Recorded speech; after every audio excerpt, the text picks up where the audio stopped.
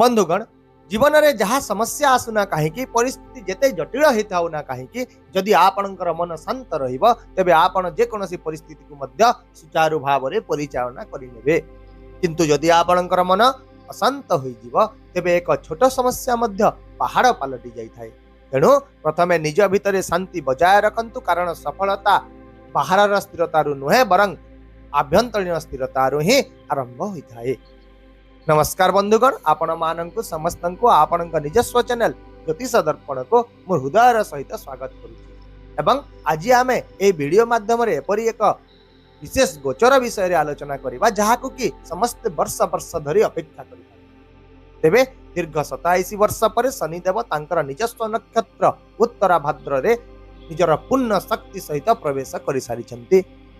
जितेबेले शनि तांकर निज नक्षत्र रे प्रवेश करिथांती से केवल गोचर करती नहीं बरं विचार मध्य करिथांती। से हेउचंती आमर कर्मर दाता एवं कलिजुग हेउची कर्मर जुग। तेणु यही समय को आपण केबे मध्य हालुका भाव रे नेबार भूल करंतु नाही। जदि आपण यही समय रे भल कर्म करिवे तेबे आपण निश्चित भाव रे भल फल पाइबे। किंतु जदि आपण भूल कर्म करिवे तेबे आपण कर्म अनुसार सही समान फल ही पाइबे। यह मने रखंतु। शनि आमको केबे अलसुआ होई बसिबा को दियंती नाही, से आमको कठिन परिश्रम करैथांती। से आमको कठिन परिश्रम कौन होता है, धैर्य कौन होता है एवं आमर निजर प्रकृत स्वभाव कौन होता एवं आमर निजर प्रकृत स्वभाव कौन ताहा मध्य सिखाई थांती। जेतेबेले तांकर समय आसी थाए, जेतेबेले जीवन रे शनिंकर ढेया किंबा 7.5 चली थाए, सही समय रे जीवन आमको प्रकृत रे परीक्षा करि थाए। किंतु सही परीक्षा दीर्घकालीन भाव रे आम पई एक आशीर्वाद मध्य पलटि जाई थाए। तेबे वर्तमान समय रे शनि निजर पूर्ण शक्ति सहित आसीचंती, शक्तिशाली होई जाइछंती एवं आपण ए पर्यंत जा हराइछंती ताहार पुनरुद्धार करिवार क्षमता मध्य से निज भितर रखिछंती। किंतु मने रखंतु से अवश्य देवे, किंतु आवश्यक स्थले सबको नहीं मध्य जीवे, कारण से जने विचारक न्यायर ग्रह। तेणु यही समय रे आपण निजर बुद्धि विवेक सहित आपणकर कर्म गुड़ी को करंतु। ताहले बंधुगण आज आम ए वीडियो रे मुख्यतः कन्या राशि विषय रे आलोचना करिबा। कन्या राशि जहार शासक हेउचंती बुध। बुध जे कि हेउचंती बुद्धि तर्क विश्लेषण एवं परिचालनार कारक ग्रह। तेणु कन्या राशि रो लोक माने मध्य स्वभाव रे एक परिचालक होइतांती। एमाने निजर काम तो निजे करंती, किंतु ता सहित अन्य मानक द्वारा मध्य निजर काम किपरि आदाय करा जाए ताहा एमाने बेस भल भाव रे जानि थांती। केवल द्विगुण स्वभाव राशि होइतिबारु एमानकर मन एवं आचरण अति शीघ्र परिवर्तन हो जाय थाए। वर्तमान चलंतु जानिबा एही गोचर कन्या राशि पई किपरि रहिछि। तथापि आगकु बढ़िबा पूर्वरु एठी मु आउ गोटे कथा आपण मानकु स्पष्ट करि देउछि जे प्रत्येक कन्या राशि रो लोकंक पई एही गोचर समान रहिबो, किंतु फलाफल भिन्न होई पारे। तार कारण हेउछि जे प्रत्येक व्यक्तिर जन्म कुंडली समान होई न थाए एवं एही फलाफल जन्म कुंडली रे शनिंकर स्थिति उपरे मध्य निर्भर करिथाए। तेणु जदि आपणक कुंडली रे शनि शुभ स्थिति रे रहिचंती तेबे एही समय आपणको आहुरी आगकु नै जीवो। किंतु जदि आपणक कुंडली रे शनि पीड़ित अवस्था रे किंबा दुर्बल अवस्था रे रहिचंती तेबे आपणको निश्चित भाव रे किछि प्रतिकार करिबाको पड़िबो।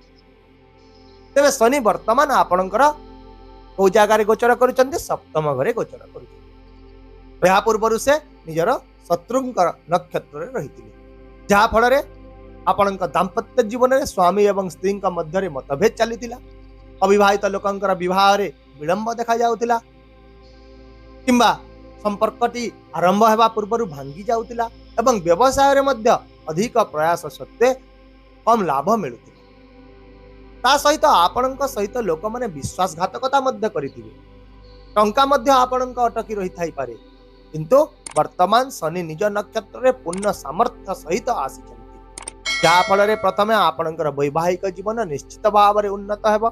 जो मानंकर विवाह अटकी जाइतिला समानंकर विवाह अति शीघ्र स्थिर होई जिवो। किंतु मने रखंतु शनि जेउठारे रहिथांती सेठारे से निश्चित भाव रे कठिन परिश्रम कराई। तेणु आपणको मध्य निज संपर्क रे समय देबाको पड़िबो, नचेत एपरि न हो जे आपण निज काम रे साडे व्यस्त रहिबे एवं आपणक जीवन साथी निजक अवहेलित एकाकी अनुभव करेंगे किंबा से कठिन परिश्रम करुथिबे किंतु आपण तांक ठारू दूरेई जिवे। तेणु एही समय रे आपण टिके तांक सहित बुझामणा रक्षा करंतु, निज भितरे धैर्य रखंतु एवं जीत छाड़ी दियंतु। देखिबे आपणकर संपर्क निश्चित भाव रे मजबूत हेबो। एहा सहित व्यवसाय रे दैनिक आय रे मध्य उन्नति देखा देबो।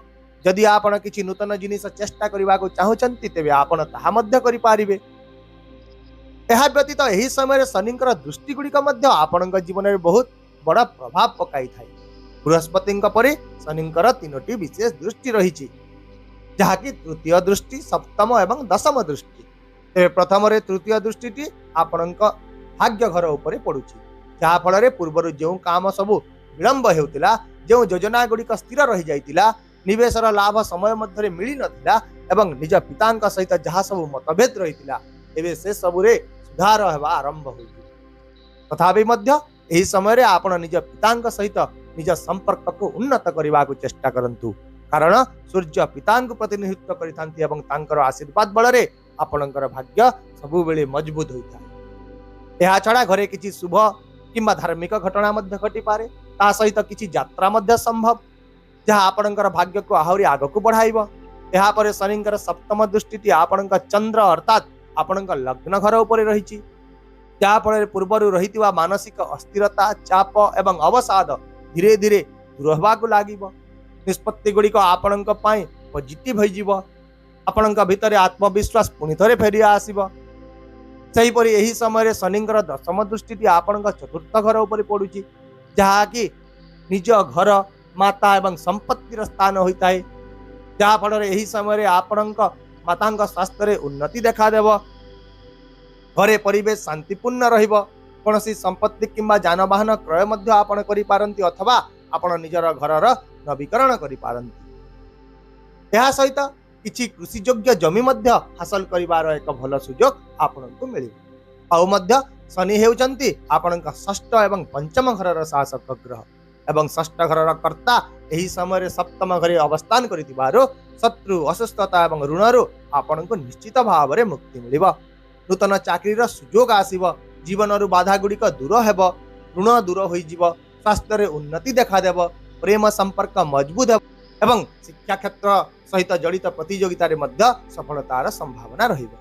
आपण निज संतान संतति मानक ठारो निश्चित भाव रे एही समय खुशी पाइबे एवं परिवार योजना पाई मध्य समय अनुकूल रहिबो। किंतु एही समय रे मो पुनी थरे आपनकु कहूची, आपनकु निजर वाणी को नियंत्रण रखिबाकु पड़िबो। तेणु आपण निजर कथा को नियंत्रण रखंतु, निज भीतर जीत प्रकृति को छाड़ी दियंतु, आवेगपूर्ण निष्पत्ति नियंतु नाही। सबु बेले एही कथा मने रखंतु जे शनि निश्चित भाव रे आपनकु बहुत किछि देबे, किंतु से आपनकर धैर्यर परीक्षा मध्य करिबे। ताहेले प्रिय दर्शक बंधु, वीडियोटी को शेष करबा पूर्व आसंतु किछि विशेष प्रतिकार विषय रे आलोचना करबा। जेहेतु बुध आपनकर राशिर कर्ता, तेणु आपण भगवान गणेश को एही समय निश्चित भाव रे सबुदिन पूजा करंतु। प्रतिदिन ओं गं गणपतये नमः मंत्र गोटे माला जप करंतु। ता सहित लगातार भाव रे 6टी बुधवार पर्यंत एक सुखिला कता लगा नड़िया को आपण निजर मुंड उपरे 7 थर घुराई देई ताकू गणेश मंदिर रे अर्पण करि दियंतु। सबुज पनीपरिबा हैला, सबुज जिनिस हैला, ए सब गरीब लोकन को दान करंतु। संध्या समय रे शनि को पाई ओं प्रांग प्रिंग प्रोंग सह शनिश्चराय नमः मंत्र गोटे माला जप करंतु।